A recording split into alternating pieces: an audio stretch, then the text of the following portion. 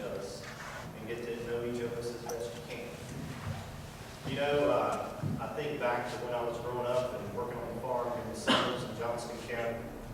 My uncle at the age of 10, he gave me 8 rows of tobacco. He said, son, these are your 8 rows to do with as you wish. Whatever you make with them is what you make. I remember the first year the labor started to come through the field, and I went out there and I stopped them at my 8 rows because I didn't want to have to pay them. You know, you learn something about hard work. You learn something about the value of money. I taught and suffered those 8 rows myself. And you know, I remember thinking then, although I was not politically inclined, I remember thinking then that the sky was the limit. You know, I was growing up in America. There was ample opportunity. Ronald Reagan was president. And though I didn't know much about politics other than Republican and Democrat, I knew we had a real commander-in-chief. I knew that our country was in good hands. And I knew that every individual, including myself, had plenty of opportunity to succeed. We just put our minds to it and we worked hard to do so. I went on, I paid my way through school at NC State with my tobacco money from all those summers. Earned degrees in ag, business management, ag, econ, and chemistry. It was senior year of my schooling at NC State. I was over in programming in Prague, the Czech Republic. There were 60 of us. 10 of us from America, 50 from the former college squad. My roommate was from Romania, and it struck me that they knew more about America and its history and its purpose and its founding and a whole lot more about the free enterprise system than we did. It also struck me that this country was put here for a reason. Just so happened I was graduating from NC State December of '94. Republicans took control of the House and the Senate that November of '94. So I figured in my great wisdom, with all those folks leaving and all those folks coming in, there'd be an opportunity. I had no money, no job, so I figured I had nothing to lose. I went up to D.C. and started knocking on doors. I knocked on 1, I knocked on 1,000. A fellow by the name of Jesse Helms offered me a job. That's how I got started. Fast forward, I served 2 stints for Senator Helms, and then I'm now in my 2nd term in the state Senate. We have been very, very effective in the state Senate addressing the problems that this state has. I'm proud to have been a leader on the regulatory reform effort that's helping all the businesses.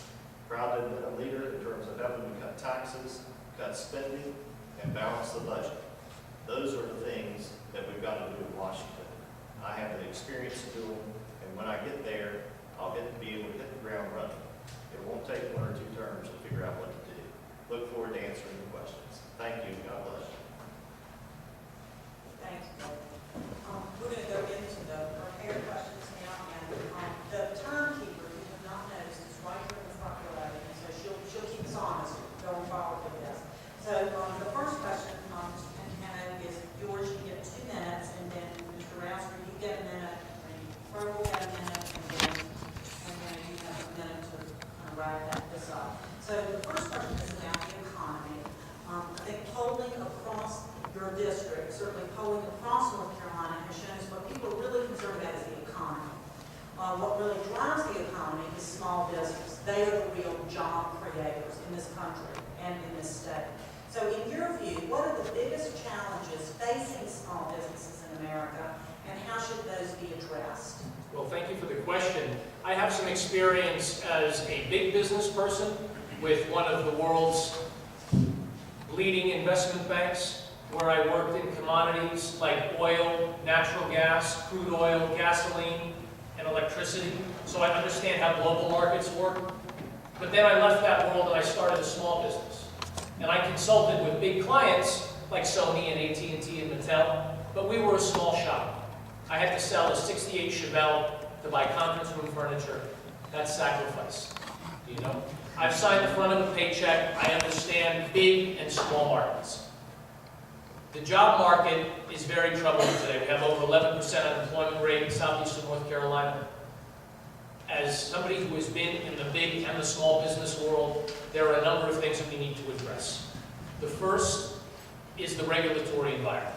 That means repealing Obamacare, repealing Dodd-Frank, which has made it hard for banks to borrow and then in turn to lend to small businesses, whether it's somebody looking to build out their construction business or a store looking to expand. We need to repeal Sarbanes-Oxley. That's some legislation that was put together in 2002 that has limited the number of initial public offerings when you want to take your company from a small business to a big business and use publicly raised money to do it. Some folks say we've lost 10 million jobs because of Sarbanes-Oxley. I want to make sure that we have a tax climate that is not chasing businesses overseas. Do you know that we're number one in the world right now for corporate tax? Even the Japanese have figured out that they need to reduce their rates. I am personally a supporter of the fair tax, but I am a believer in the Republican budget plan that lowers the corporate tax rate, and it also sets individual income tax rates at 10 and 25%. I'd like to see the end of that tax. I'd like to see the end of capital gains taxes, because that limits private investment, which would create jobs. Those are just a couple of the things I list. Well, thank you for the question. It's a very, very important question, particularly in this day and time. You know, the small businesses of this country, they're the ones that are creating the vast majority of jobs. I remember watching just maybe 2 or 3 months ago now, a little segment on Fox News. They had several CEOs started out as small businesses and now they're big businesses. And the question was asked, did you start your business today? And they all said no. You know, if you think about it, if you go back to 1950, if you had all the rules and regulations in place in 1950 that we have today, we'd still be a third world country. That's a very true statement. We need to get the government out of the way. We need to get the government off of our backs and out of our pockets. And the best way to reform the government is to take their money. In the state Senate, I co-chaired a subcommittee where I took agencies' money. That's how we cut spending, and that's how we balance the budget. That's exactly what we need to do in Washington. Thank you. Mr. Crowe. Yeah, I think I'm going to stand up and walk in front of this table because my competition did it the first time. And I don't want to be outdone by them.